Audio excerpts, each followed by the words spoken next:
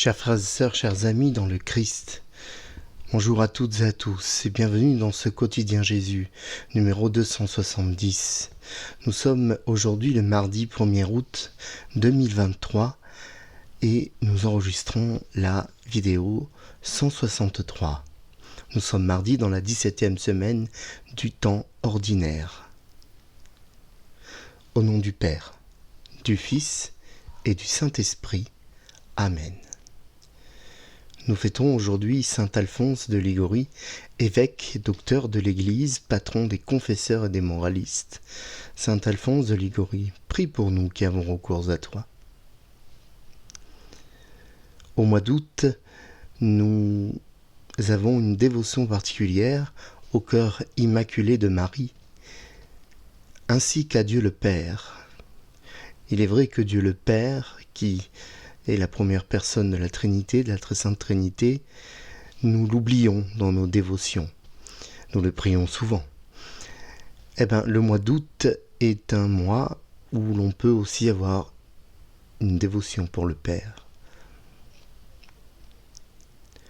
Seigneur, ouvre mes lèvres, et ma bouche publiera ta louange.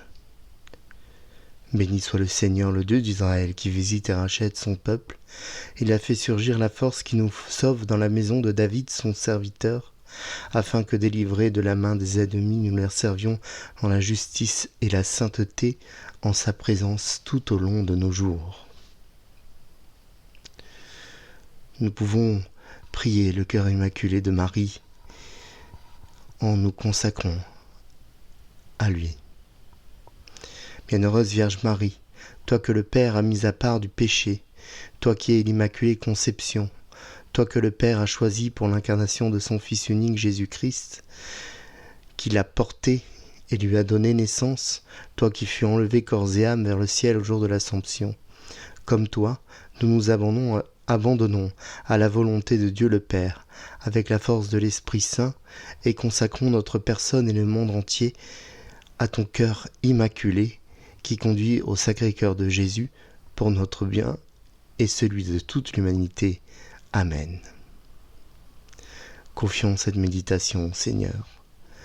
Confions la petite Alba, confions Laetitia, confions le petit Émile. Les recherches ont repris pour trouver malheureusement son corps. Prions en particulier aujourd'hui pour le repos de l'âme de ce père de famille tué dans un accident dû au vent dans une structure de parc d'attractions. Pour sa fille, prions, qui est sérieusement blessée, pour qu'elle guérisse complètement. Prions pour sa famille et ses proches qui affrontent cette terrible et injuste épreuve.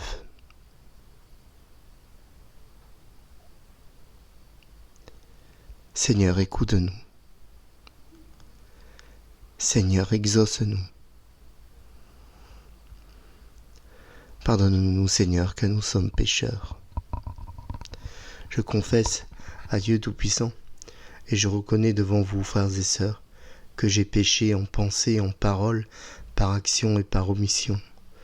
Oui, j'ai vraiment péché.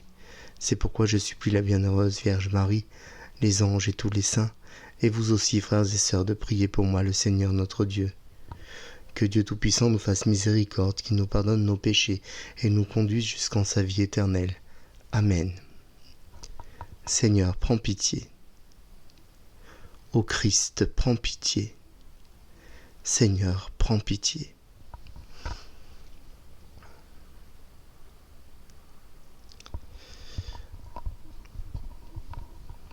L'exercice que j'ai le plaisir de faire tous les jours dans le quotidien Jésus est strictement soumis à la liturgie catholique et son missel. Les textes sont ceux que l'Église nous donne à méditer sur une périodicité de 3 ans le dimanche et de 2 ans la semaine. Ainsi, on ne parle pas de ce dont on a envie de parler, mais de ce que la Bible, et particulièrement l'Évangile, nous offre à lire et à écouter. Si l'expression est libre, la parole est contrainte à une autorité, celle de Jésus-Christ. Au nom de qui nous parlons? De son enseignement, du magistère de son Église, des dogmes et des traditions. Ainsi, quiconque étudie les textes et essaye de les comprendre effectue un travail totalement imparfait. Mais s'il reste dans l'humilité du simple passeur, il est aidé par l'Esprit Saint. Il peut, et souvent d'ailleurs, se tromper. C'est pourquoi la réponse de ceux qui reçoivent permet d'éclairer les manquements inhérents à toute entreprise humaine. Parfois, entre le dimanche et la semaine, l'Évangile se répète comme aujourd'hui, et on se dit que vais-je pouvoir dire de nouveau? Mais la répétition fait partie intégrante de l'apprentissage. Face à la parole de Dieu, il nous faut être très petit, tout petit, car elle ne nous appartient pas. Comme du reste, rien dans ce monde ne nous appartient. Dieu nous l'a confié avec la création, pour en prendre soin. Soyons dignes de cette grande responsabilité, que Dieu nous entende.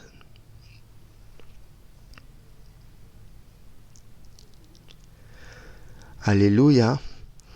La semence est la parole de Dieu, le semeur est le Christ. Celui qui le trouve demeure pour toujours. Alléluia! Nous lisons aujourd'hui dans l'évangile de Jésus-Christ selon saint Matthieu. En ce temps-là, laissant les foules, Jésus vint à la maison. Ses disciples s'approchèrent et dirent: Explique-nous clairement la parabole de l'ivraie dans le champ. Il leur répondit: Celui qui sème le bon grain, c'est le Fils de l'homme. Le champ, c'est le monde. Le bon grain, ce sont les fils du royaume.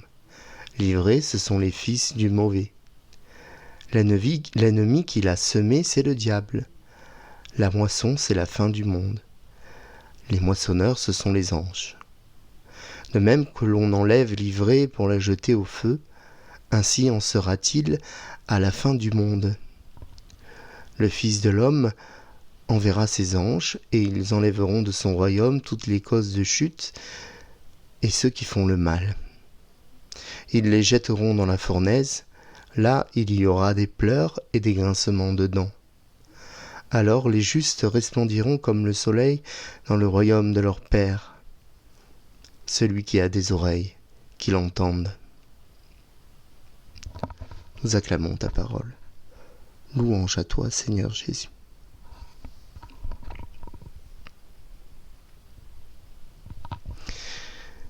Il y a bien des jours, je dois l'avouer, où la ville est difficile à vivre. J'habite en ville, bondée de monde, dans les rues comme dans les transports. Nous sommes collés moitement, obligés de supporter l'autre dans notre sphère intime, ce qui n'est pas toujours évident. Voici une description naturaliste qui ne se veut pas discriminatoire, mais seulement observationnelle. Je parle ici de Nice, et plus particulièrement de qu'on appelle son cœur, le quartier de Notre-Dame, non loin de la gare et traversé par l'avenue Jean-Médecin. Il y a de nombreux pauvres, des sans-abri, des personnes qui sentent l'alcool ou la sueur, des mendiants avec leurs verres en plastique, qui définissent entre eux des terrains bien délimités à ne pas dépasser. J'ai déjà assisté à de nombreuses disputes à ce sujet. Il y en a d'autres encore, en gilet fluorescent, de jeunes hommes ou femmes, souriants et polis, qui traquent les passants pour essayer d'en faire des donneurs pour diverses associations. Ils ne sont pas insistants et souvent ignorés, voire éconduits. Il y a des gens très riches qui revêtent des articles de luxe dont la ville regorge. Il y a juste à côté une très grande précarité que la canicule montre au grand jour. Toutes ces personnes souffrantes, physiques ou psychiques, que l'hôpital ne peut plus prendre en charge par manque de lits ou par refus de soins de la part des malades. En son temps, Victor Hugo disait « la cour des miracles ». Ce n'est pas discriminatoire que de décrire ce qu'est la partie du monde qui nous entoure. Cela pourrait l'être si je délimitais des communautés, des territoires, des castes, des paquets d'humanité. Tel n'est pas mon propos. Ici, tout est mélangé. Ce qui me rend la ville pénible, cela n'est pas tant ce constat, car après tout, et alors ? Ce qui me rend la ville pénible, c'est la souffrance que je ressens dans mon âme, non pas la mienne, mais la souffrance de toutes ces personnes. Celles qui me demandent de l'argent et à qui je ne peux pas donner. Ce sont des personnes que je vois et revois tous les jours, et il y en a des dizaines. Comment faire tous les jours à donner ?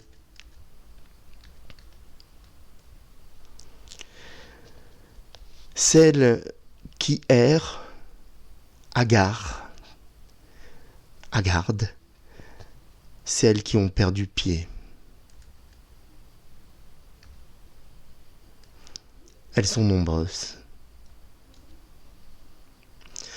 Parfois, le comportement atypique de certains, qui ne sont pas dangereux, qui ne sont dangereux que pour eux-mêmes, inoffensifs pour les autres, mais qui peuvent parfois agacer parce que la différence agace, ce comportement vient nous éclater à la figure. Il vient nous éclater à la figure comme une baffe évangélique. En relisant cette parabole sur le bon grain et l'ivraie que notre Seigneur explique, je ne peux m'empêcher de penser à des raisonnements coupables que j'ai ou ai pu avoir sur la simple apparence de certaines personnes. N'hésitant pas dans l'agitation des samedis soirs, de certains samedis soirs à Nice, de me sentir à Sodome et Gomorrhe. C'est là qu'est le diable, à Sodome et Gomorrhe. Non pas la ville, mais le jugement sans mesure que j'en fais. Oui, le malin prend un plaisir malin à s'insinuer dans nos pensées puritaines pour installer en nous la scission, le début de la division. En vrai, ce serait si simple de séparer le bon grain de l'ivraie en ne se fiant qu'à soi-même et à ses sentiments, ses représentations sociales, de s'exclamer « Mais enfin bon, c'est évident, regardez-les !» On voit d'un seul coup d'œil les bons et les méchants. Combien d'injustes, combien de criminels n'ont-ils pas été des gendres idéal qui cachait une véritable personnalité perverse et qui ont fait les pires choses. À combien de pédophiles n'aurait-on pas donné le bon Dieu sans confession ? En vrai, comme toutes mes sœurs,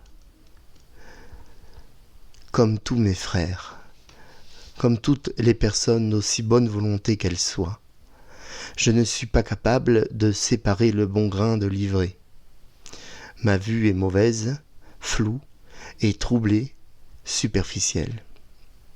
Je n'ai pas la capacité de sonder les cœurs, de voir les âmes, et pour cause.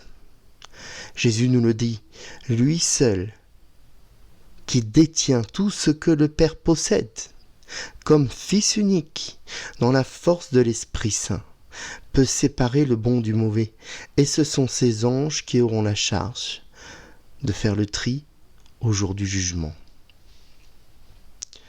Quant au jugement en lui-même, s'il y aura des pleurs et des grincements de dents, comme on l'entend souvent, c'est parce que beaucoup seront surpris par le verdict.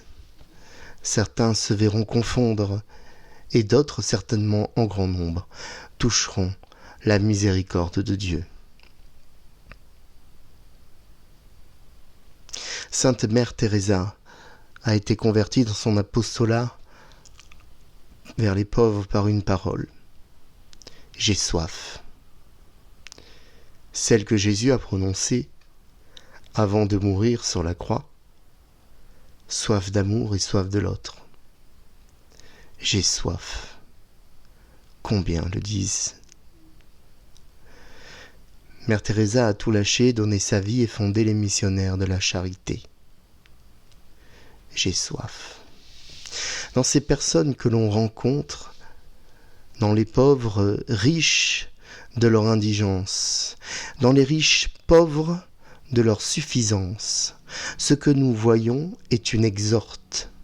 Le Christ qui nous dit « J'ai soif ». Et Jésus nous l'a dit. À tous ceux à qui vous aurez donné de l'eau, de la nourriture, un vêtement, un toit, une oreille attentive, un regard doux, une parole de réconfort, c'est à moi que vous le ferez. Alors, les jours où la ville que j'ai choisie, la ville me pèse, et où peut-être à vous aussi la ville vous pèse, comme la vie peut me peser, comme à vous la vie peut vous peser. Il nous faudra être ce que je dis être, ce que nous disons être un chrétien, des gens du Christ. Et voir en chaque personne qui dérange notre Seigneur Jésus, qui nous regarde, qui nous demande à boire. J'ai soif. Et qui attend de moi et qui attend de nous que nous l'imitions. Si ce n'est dans les actes, au moins dans l'attitude, au moins dans les paroles, qui ne coûtent aucun centime. Un simple sourire à un indigent qui a soif. Amen.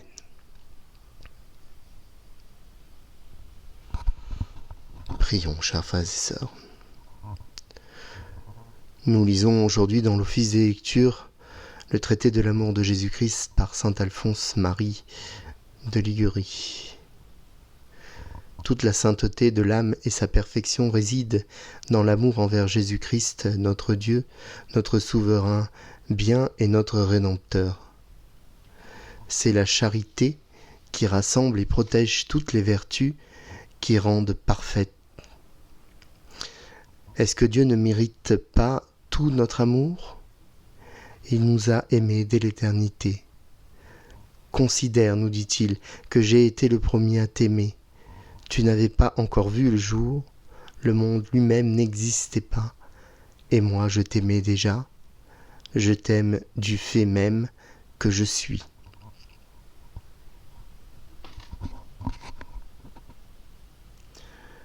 Prions, chers frères et sœurs, à l'intercession des vêpres. Avec un cœur d'enfant, supplions Dieu notre Père et disons-lui, Père, fais-nous voir ton amour. Père très bon, en ton Fils bien-aimé, nous sommes frères. Accorde-nous de vivre ensemble et d'être unis. Père, fais-nous voir ton amour. Laisse venir à toi les enfants, ton royaume est à ceux qui leur ressemblent. Père, fais-nous voir ton amour. Donne à ceux qui préparent l'avenir de bâtir un monde juste et fraternel. Père, fais-nous voir ton amour. Tu nous demandes d'aimer nos ennemis, convertis leur cœur et le nôtre. Père, fais-nous voir ton amour.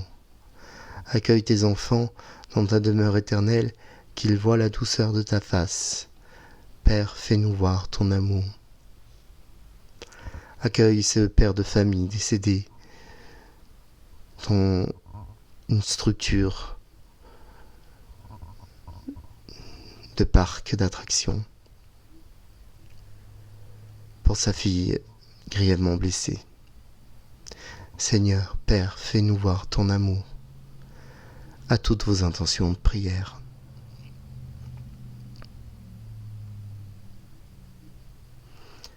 Père, fais-nous voir ton amour. Notre Père, qui es aux cieux, que ton nom soit sanctifié, que ton règne vienne, que ta volonté soit faite sur la terre comme au ciel. Donne-nous aujourd'hui notre pain de ce jour. Pardonne-nous nos offenses, comme nous pardonnons aussi à ceux qui nous ont offensés. Et ne nous laisse pas entrer en tentation, mais délivre-nous du mal. Amen. Seigneur, qui ne cesse d'éveiller dans ton Église de nouveaux modèles de vertu, fais-nous suivre les exemples de saint Alphonse de Ligurie.